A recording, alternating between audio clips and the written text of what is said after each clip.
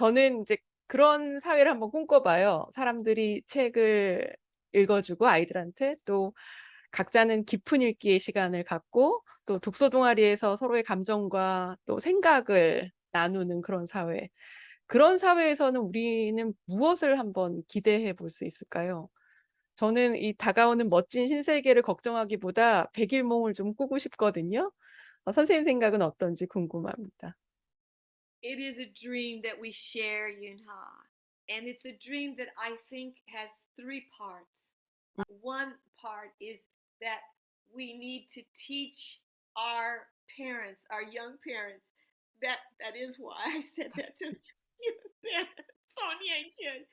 I am grateful to them, but I want all of our parents, all of our youngest parents, to understand that they are giving one of the most precious gifts they can, and they are receiving it back.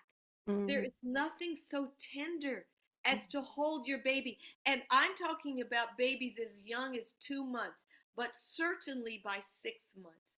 To hold that baby and to give the legacy 음. of the love of what our past authors have given to us. 음. We are, and I think, and when I say we, I say especially Korea. Korea really is such a beautifully historical society. My introduction into the various dramatic series has taught me how important history is, the recording of history is in Korea.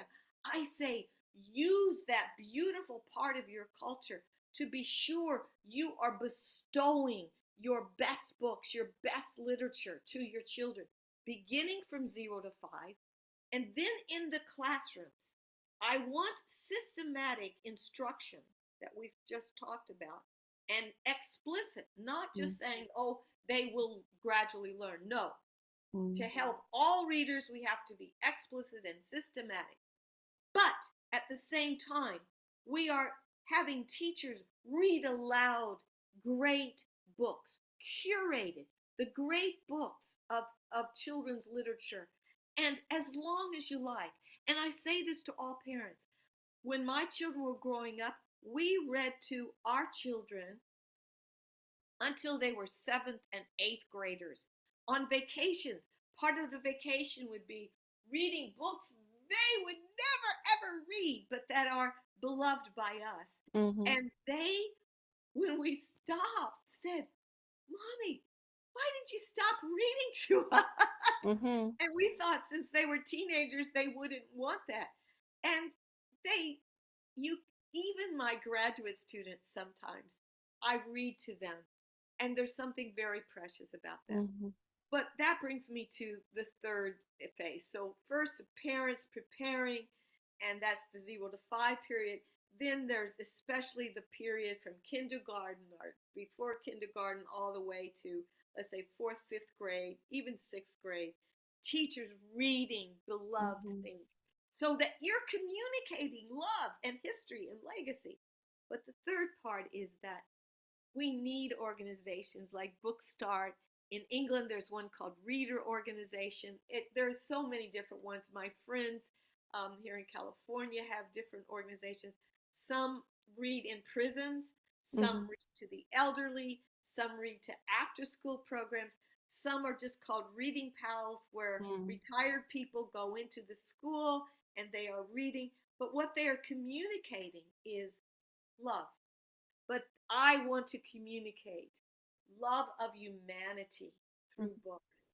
And books help us with our sorrows, that we are not alone in our sorrows, and we are not alone in our joys, that sometimes we feel lonely because we can't share them. But authors, books give us a chance to be outside ourselves 음. and realize we are connected to others, the others we might never know. 음. But books give us this, and Prue said this too, this fertile communication with another without moving from our chair. Beautiful. Beautiful and poetic. 당신은 선생님 메리언 울프 선생님은 삶에서 언제 책의 힘을 가장 강력하게 느끼시나요? 마지막 질문입니다. There are two things that I will say to you. One is when I was a child, and I grew up in a very tiny, tiny town. It had very little, but one thing it had that changed my life was the devotion of my parents to my education. And when I went to the little school, and you may be surprised, Yunha, or maybe not, there were only 2 rooms for my school for 8 grades. 4 grades on the left, 4 grades on the right. 맞 Very little school. And the teachers were so dedicated. My parents were so dedicated. And by the 2nd grade, it's not a surprise that I knew everything the 4th graders knew because, you know, I'm in the same room, so I'm heard. completely, I'm Yeah. completely bored and making trouble.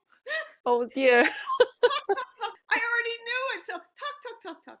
Poor nun, Sister Rose Margaret, and Sister Ignatius. It must be Catholic school, Yeah, right? yes, Yeah. it was a little Catholic school.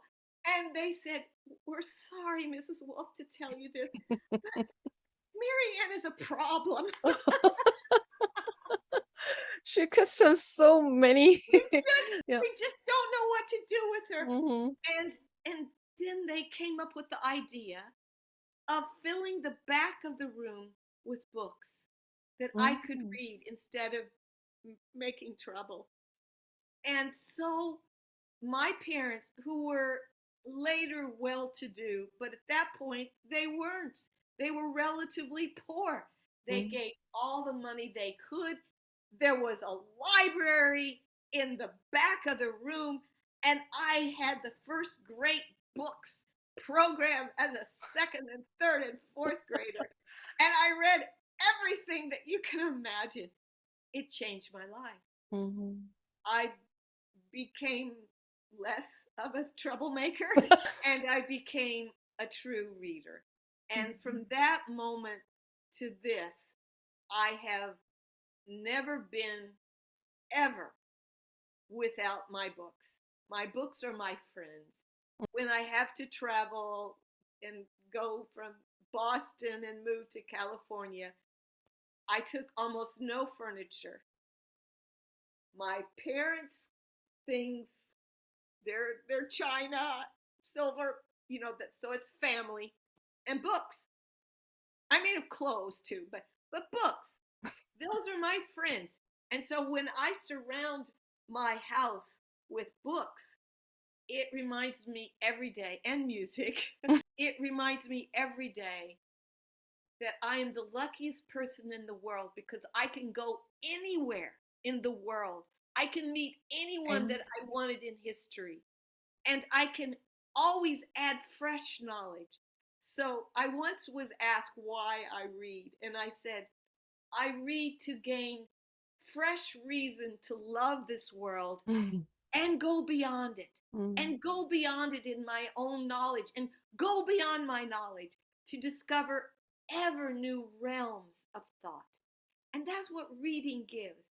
So I will end this with a suggestion to your readers and to you, Yunha, and to anyone watching this.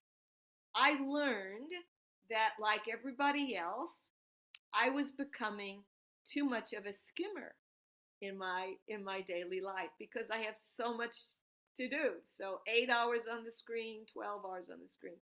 I learned to bookend my morning and my nights. So Mhm. in the morning, I read for 20 minutes a book, maybe philosophy, maybe theology, maybe culture, but I read something that will take me out of myself, center me, slow me down, 음. slow my brain down, and recognize that we're the tiniest little beings, but we are asked to be in this world to contribute something.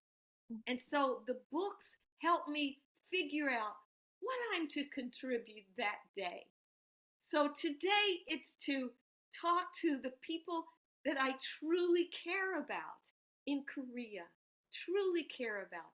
And at the end of my day, after I watch maybe It's Okay Not to Be Okay, Yeah. a drama, film, music 음.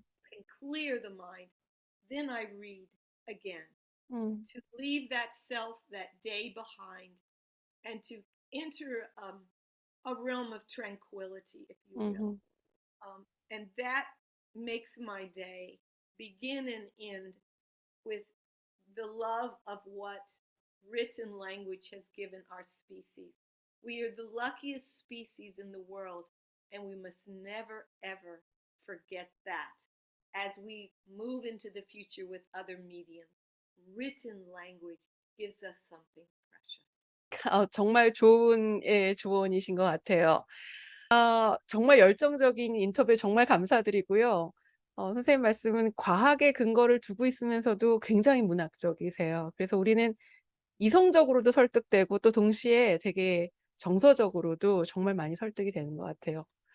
아쉽지만 시간이 다 되었고요. 주제를 다 다뤘다고 하지만 여러 개를 다뤘지만 시간이 너무 짧네요. 이번에는 주로 이제 0 세부터 5 세까지를 다뤘지만 만약에 허락하신 다음에는 다른 주제들을 한번 뵙고 싶어요. 예를 들어서 난독증을 좀 더 깊이 다루다거나 아니면 독서 동아리가 우리의 뇌에 어떤 식으로 변화를 일으키는지 이런 것들을 한번 얘기하고 싶습니다. Please say goodbye to Korean parents and practitioners. Yes, and I would say a special thanks to all of you, Yoonha, for doing this. I actually even want to say a special thanks to the literary person who brought my books to Korea, Danny Hong. And I want to thank all of you for all the ways that you in Korea put such an emphasis on education. I am truly grateful for your example. So I say to you, not just, well, I will say in Korean, 감사합니다. Oh, 감사합니다. great. Thank you. Okay. Have a Thank good you. day. Great day. Thank you so much. Okay. Bye-bye. Bye-bye.